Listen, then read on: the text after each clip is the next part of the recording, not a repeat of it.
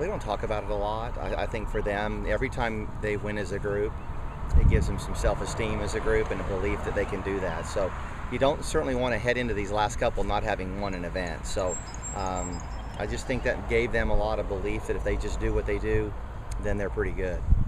This is an impressive team. Obviously, all your teams are, but this is such a young group. Yeah, this will be interesting. It'll be three guys that have never played an NCAA tournament before, and Richie just won. So the whole, I guess, philosophy has been don't make a big deal out of it. Because if we make a big deal out of it, then they'll make too big a big deal out of it, and then they may stress out about it. So we're just trying to kind of keep everything low key and enjoy the practice, and school's over with, which is a real enjoyable thing, and just try to keep them.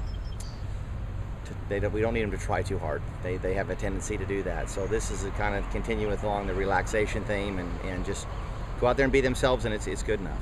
Do you think they're more carefree now? They can be more carefree because there is nothing else to concentrate on except what's coming up. Well, I think sometimes that's where school's actually a positive. It's a bit of a distraction. All weekend long you heard about how Kuchar got a 2:30 tee time and he's off playing tennis in the morning.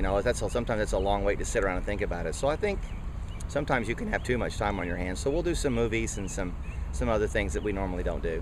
I'm sure you obviously not today. You needed to mention Cooch, but obviously what he did this weekend, is that something you use to kind of inspire the Well, I think everything we've done around here is to show them what the older guys have achieved and accomplished, and as it's from the way we set up the office to the way we display things, is the idea is, hey, visualize success. If you can't see yourself doing something, I think it's really hard to do it. So we've held those guys' accomplishments, kind of out in front of them, and I think that they think it's great, and those guys root for us and we root for them, so it's still kind of a team effort. James used the phrase mature beyond their years for Ali and Anders, and I guess you could use it for Bo and Richie as well. Yeah, obviously, Bo had the benefit of a redshirt year, and so he's actually, this is his third year in school, but only his second year playing, and they are a very grown-up group.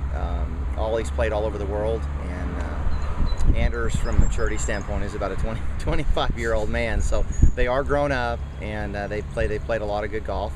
And I think that's why they've been successful, as freshmen. Do you think they'll get something special out of today, out of the qualifier, US Open qualifier? I think it's good that they're putting a pencil to it. We haven't kept score since the ACC tournament got over, so that's one of the reasons why we'll go ahead and do that. Is now you got to play well today and put a pencil to it, which will help the scoring, because we got to put a pencil to it on Thursday. So hopefully it'll help. Do you mention who the competition is, or kind of use some No, we really don't do that. I think in golf the worst thing you can do is talk about all that stuff, because we're not playing Texas.